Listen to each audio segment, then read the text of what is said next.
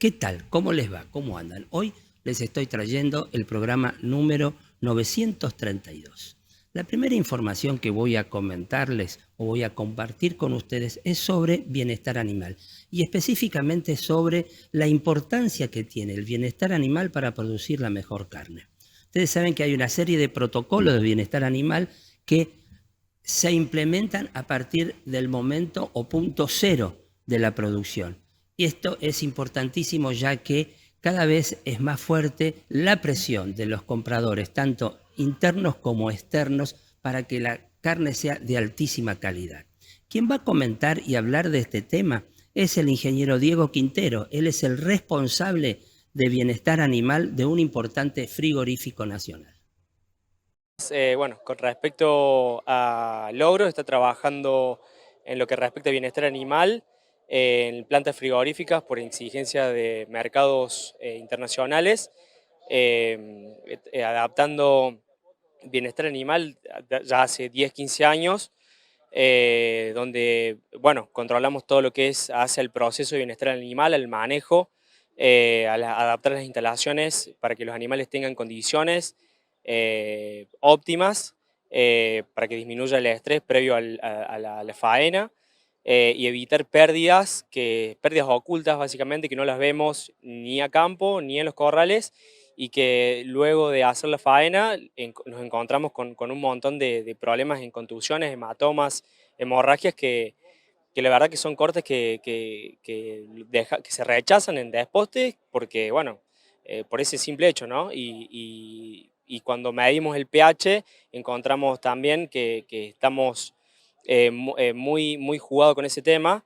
Encontramos carnes oscuras, firmes y exudativas o pálidas, secas, entonces que son rechazados los cortes, no llegan a los mercados, no llegan a los consumidores y obviamente evitamos que pase eso. Cuando se habla de bienestar animal, se corresponde a toda la vida del animal. ¿Cuáles son los factores que tienen que tener en cuenta un productor que quiera, llevar un buen animal luego a faena? Bueno, como vos lo dijiste, bienestar animal es parte de un proceso, empieza en el campo y termina cuando ese animal llega a faena, cuando se noquea, se insensibiliza y se desangra. Entonces debemos hacer todo bien en el campo para evitar estas consecuencias que te mencioné anteriormente en faena. Entonces debemos darle las mejores condiciones a campo. Nosotros como técnicos debemos proporcionarle sombra, buena alimentación en cantidad y en calidad, manejo, como mencioné en la charla, una referente mundial como es Temple Grandin en bienestar animal, alude a que el 70% del mal manejo es por mala actuación del operario y un 30% de las instalaciones mal diseñadas. Entonces, bueno, tenemos que apuntar ahí a capacitar el operario, a que ellos conozcan cómo actúa, cómo se desenvuelve el bovino, utilizar herramientas como es tan simple la bandera y saber que el animal piensa, toma decisiones, entonces hay que darle tiempo, espacio y salida. Bien.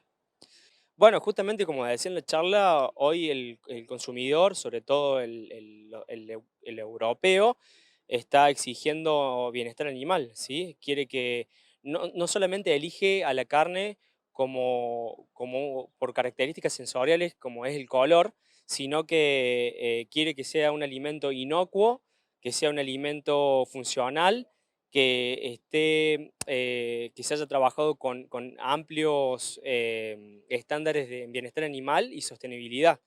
Entonces, bueno, decía que hoy el sistema blockchain te permite escanear un código QR, ¿sí? Y ver toda la información que hay de trasfondo en esa producción, en esa carne, ¿no? Entonces, bueno, el consumidor está presionando cada vez más y tenemos que responder a eso. Ustedes habrán escuchado que se viene trabajando con la bionutrición animal. Gabriel Bolognini, él es asesor privado y nos va a comentar y nos va a explicar de qué se trata la bionutrición animal. Para explicar la bionutrición ruminal, básicamente tengo que hacer una pequeña introducción respecto a la fisiología digestiva de los rumiantes. En línea general, y para identificar una y otra tecnología, como es la nutrición animal, la nutrición animal está dedicada a pensar cómo con alimentos se puede cubrir las necesidades básicas de mantenimiento y para producción en un animal, sea este monogástrico o poligástrico, pero específicamente en lo que es rumiantes, los nutricionistas y el productor lo que intentan es darle el mejor alimento o con lo que cuentan y ver cómo cubren los requisitos de ese animal para poder desarrollarse y producir. Eso tiene distintos procesos de transformación que suceden normalmente en el rumen. O sea, un animal ingesta pasto, pero no se alimenta del pasto. Se alimenta de los derivados de la fermentación de ese pasto y de la síntesis.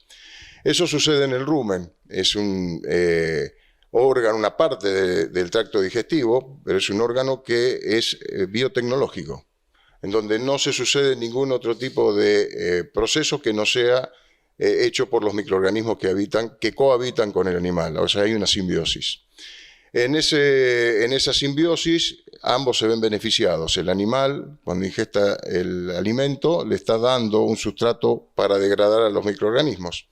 Esos microorganismos en el proceso de su vida, de llevar adelante su vida, lo que hacen en ese proceso es producir, por ejemplo, ácidos grasos volátiles, que es un desecho de la fermentación anaeróbica, y es lo que el animal aprovecha porque pasa a través de la pared del rumen y va al torrente sanguíneo para ser distribuido entre los tejidos. Y la proteína microbiana, que es cuando termina ese proceso, se van lavando, se va muriendo los microorganismos y van pasando al resto del tracto digestivo para ser aprovechado como proteína de muy alta calidad en el intestino. Para explicarlo rápidamente, esos son los dos macronutrientes fundamentalmente que aprovecha en el caso del vacuno, la oveja, cualquier rumiante. Lo que hace la bionutrición ruminal es potenciar esa capacidad natural que tiene el rumen de transformar alimentos en nutrientes. De esa manera tenemos una fábrica que funciona de mejor forma independientemente del alimento que éste reciba, que es siempre el que marca la posibilidad de actividad y cantidad de esa actividad en el rumen como para poder transformarlo. O sea, esa fábrica siempre funciona con el alimento que vaya, pero funciona, si el alimento es malo, funciona mal, si el alimento es bueno, funciona muy bien. Pero muchas veces con alimentos de mucha calidad tenemos excesos, porque son procesos muy complicados y muy complejos más que complicados. Complejos en donde se abocó a estudiarlos de manera precisa y entonces lograr una sincronización de todos esos procesos para que esa misma fábrica, esa misma parte del aparato digestivo del animal tenga un mejor funcionamiento. ¿Qué se logra con esto? Mayor eficiencia, porque se obtiene mayor cantidad de nutrientes de la misma cantidad de alimento o de menor cantidad de alimento, que es lo que sucede normalmente, y se produce más con un mismo alimento. O sea, el productor no tiene que cambiar su esquema productivo, no tiene que pensar en hacer inversiones, nada más que en la compra del producto, y eso hace de que toda la nutrición que un nutricionista piensa o que el productor le da a su animal pueda tener un mejor desempeño productivo. Vamos a ver una nota sobre los verdeos de verano y específicamente de cómo maximizar su aprovechamiento. Ustedes saben que el verdeo de verano es un recurso caro, es un recurso que tiene escasamente 3 meses de utilización, por lo cual hay que maximizar su uso. Quien nos va a comentar al respecto es un especialista en forrajes, el ingeniero Pablo Catani. Respecto a poder secar forrajes voluminosos, estamos en época de aprovechamiento de verdeos, principalmente moa o algún sorgo forrajero. Y las principales consultas eran, se me complica para secarlo, entonces lo dejo pasar. Nosotros tenemos que tener en cuenta, y es lo que hablamos continuamente, que los forrajes tienen calidad en tanto y en cuanto tengan muy buena digestibilidad.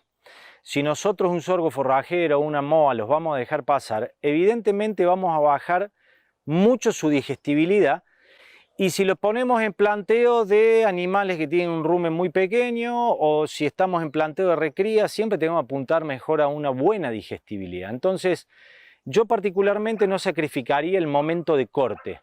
Sí sería muy prolijo en poder elegir cuándo lo vamos a cortar en el horario del día. Como primera medida, eliminemos rocío. O sea, una vez que se levantó el rocío, ese es el momento para cortar. Si estamos cortando y acondicionando, lo que tendríamos que hacer sería meter máxima presión a los rodillos acondicionadores, aunque marque la hoja. No nos olvidemos que estamos hablando de especies que tienen tallo suculento, entonces tenemos que prácticamente triturar el tallo para que el agua se vaya rapidísimo. En el caso que nosotros querramos cortar con cortadoras sin acondicionadores, vamos a tener un problema grave que no se va a secar porque hay muchísima humedad relativa. Entonces, si tenemos acondicionadores, aprovechemos el tema de la prefloración y apuntemos a forrajes conservados secos, heno. Ahora, si no vamos a tener condiciones de buen secado porque el horario de corte no nos da, porque no tenemos la herramienta, no tenemos algún tipo de estas limitantes, en ese caso ya podríamos sacrificar el tema de heno y nos tendremos que ir a un silaje. Entonces cuando viene el silaje me preguntan, bueno, ¿pero podemos hacer corte picado directo?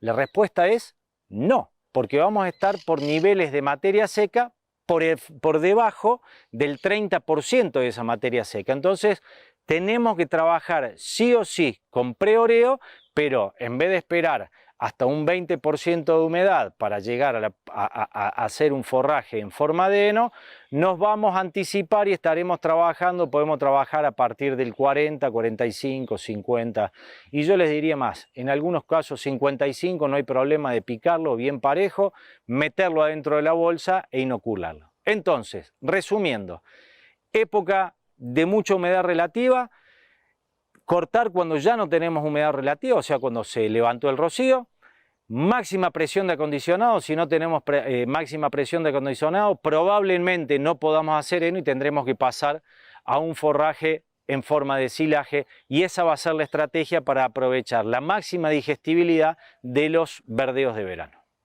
Llegó el momento de que compartamos la pausa. Al volver, vamos a ver una nota sobre las plagas y enfermedades de la soja en el verano. Vení a Labia Pinturas. Ideas y soluciones en pinturas. Vení a Labia Pinturas. Te ofrecemos ventas por mayor y menor. Y ahora envíos al interior y todos los medios de pagos.